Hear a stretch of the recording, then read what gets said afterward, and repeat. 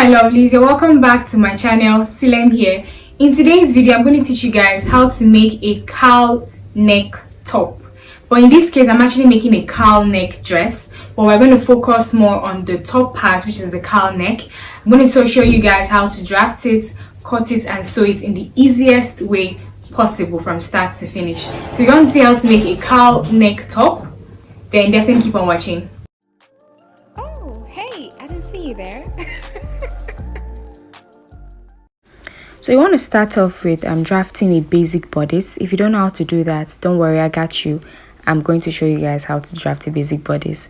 The first thing you need to do is fold your pattern paper or your lining or whatever it is you're using to cut it. You want to fold it in half and then draw a baseline at the top, which is just a regular line where you start your measurements from. Now from that baseline, you want to mark your bust points and your under bust lines. That's what I just marked. My bust point measurement is 10 inches and my under bust measurement is 13 inches. I now added an extra 3 inches to get my waistline. So that's the abbreviations you're seeing there. Now I went ahead to mark my shoulder measurement divided by 2 on the baseline, and then I added just 1 inch allowance. From that baseline, I marked 8 inches downwards, which is going to serve as my armhole line. Now, note that the bust point is distance from the shoulder to the nipple, while the under bust is distance from the shoulder to under the bust. Now, I drew a straight line to connect, that my shoulder allowance points with the armhole line. And I divided my bust measurement by 4, placed that on the bust points, marked that and added 1.5 inches allowance. Same thing with the under bust. I divided my shape measurements by 4, placed that on the under bust line, marked that and added 1.5 inches allowance. Now I'm just connecting those points. Now for the waistline, I just extended that shape measurement that I marked on the under bust line. Now I'm just going ahead to just draw a curve. I marked the midpoint of that line and then I just drew a curve to connect it. For my neck, I want my neck to be just a regular neckline, 3 inches by 3 inches. So I just drew a box to connect the width and the depth.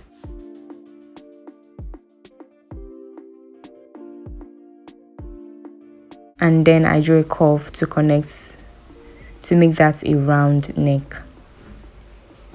Now I'm just cutting along, the outline.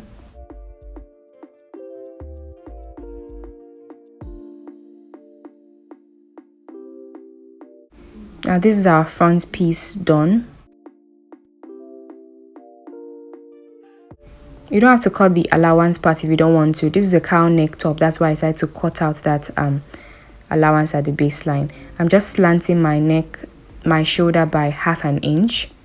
This is important so that you get the right fitting. Now taking on that piece of paper or fabric, if you're using a fabric, I just folded the piece just like I folded the front piece. And then I'm just marking 1.5 inches from the fold. This is going to serve as my zipper allowance. Okay, so you want to have a zipper allowance for the back because that's where your zipper is going to be. Now I'm extending that line and then I'm just writing zipper allowance so you guys know. And then I'm pushing the front piece, making sure that it stops exactly on that line, on that zipper allowance line. And then once I was sure of that, I went ahead to just cut the outline of the back following the front. So I kind of use the front piece as a pattern to cut the back piece. Now this is what we have. Now for my back piece, the depth of my back is going to be, of my back neck is going to be 2 inches, but the width is going to be the same with the front. So when you're cutting a blouse, the width of your front neck and your back neck is always the same. The difference is now in the depth of the front and the back. So I'm just cutting, that neckline. So this is my back piece already done, very easy. Now taking my front piece, from the top, I'm just going to go ahead and mark 7 inches. So from my armhole line or chest line in this case, that CL stands for chest line, I just went up by 1 inch and then I just went ahead to just cut that. I'm using the slash and spread method to create this cowl neck, so that's why I cut it. So you want to decide how low you want your cowl neck to drape. We all know that if it goes down up to 8 inches, your cleavage starts to show. So I don't want that. I want it to be about 7 inches. So I just went ahead to just measure that distance of that spread, okay? You saw me measuring it. I measured about 7 inches. So if you want yours to be,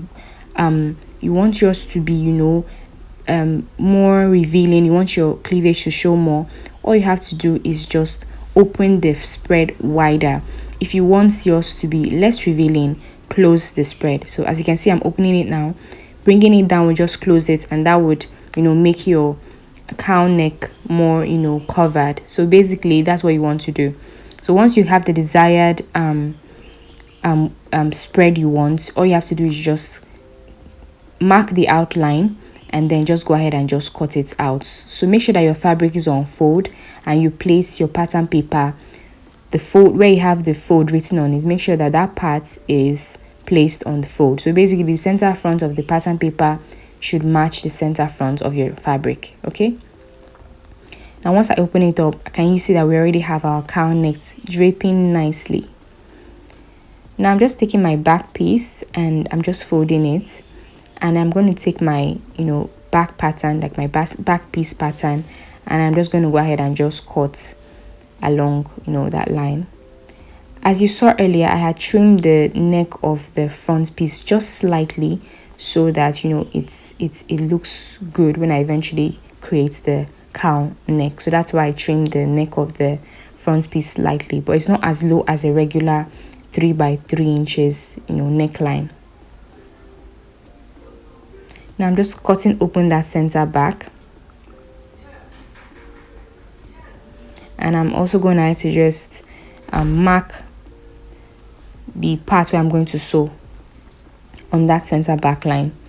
Now from the top, I'm just marking 8 inches downwards, which is how low my dart is going to be.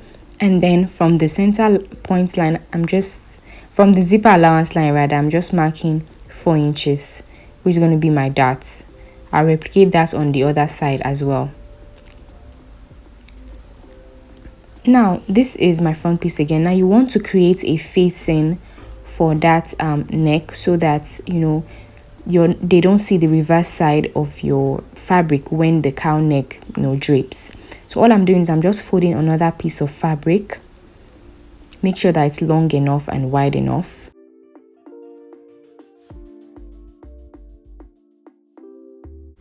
Now I'm just placing the cowl neck, the front piece on that fabric, and just cutting along the outline.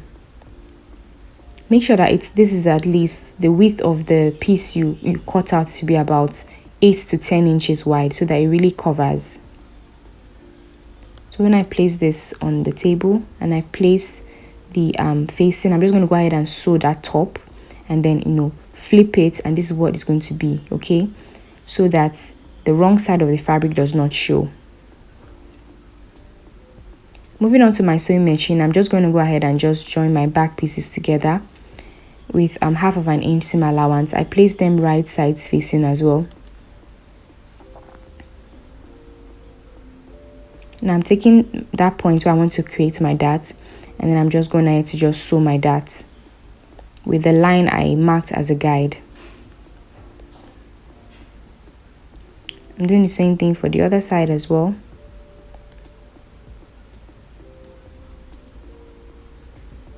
So when you're creating a dart, you start big and then you end small.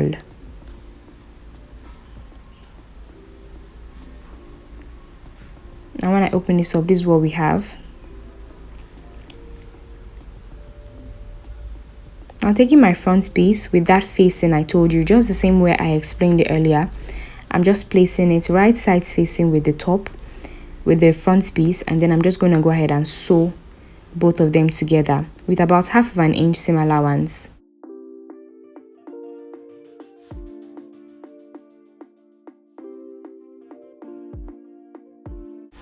Now I'm just creating notches on the allowance that I have when I join both pieces together. Just creating tiny notches. This will help this piece to relax so that when you iron it, everything is just seamless, okay? And I fold it, and then I'm going to go ahead and just sew and just iron this down. Once I've ironed it, this is what we have.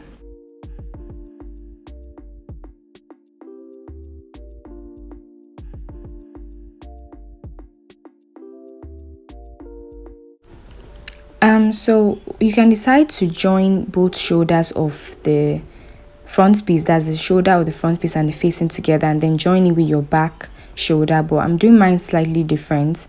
I simply took the back piece and then I went ahead to just pipe the neckline of the back piece with a bias. So you want to place the bias right side facing with the neckline, and then you're going to see a line on the bias. So just sew along the line on the right all the way, and then once you're done, you want to take this, turn your fabric to the wrong side, and then flip or turn the bias to the wrong side as well, and then go ahead and just sew it down.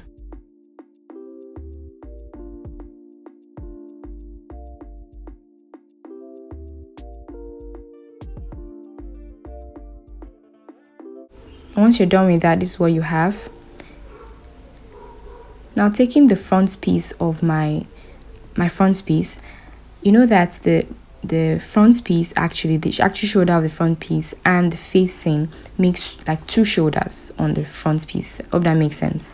Now I'm just placing the back piece on top of that, on the front piece of the shoulder, and then I'm using the other side, that's the facing, to just sandwich the back piece of the shoulder together with the front piece. Guys, this might be the most confusing thing I've had to explain, but hope you guys understood what I did. I just made sure that the back piece was in between the front piece and the facing. Now once I'm done with that, see how neat it turned out.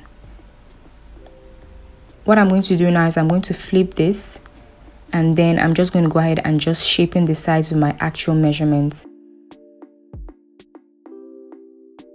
Make sure you do that for both sides, and once you're done with that, you're basically done with your top. Obviously, you can go ahead and add sleeves and all that, and this is what it looks like. Thank you guys so much for watching. I hope you guys enjoyed this video. If you haven't seen the tutorial on how I made the bottom part of this skirt, which is a side ruched skirt, the video is on my channel. I'm going to leave the link in the description box down below. Hope you guys have a lovely week and a lovely month ahead. See you guys in my next one. Bye.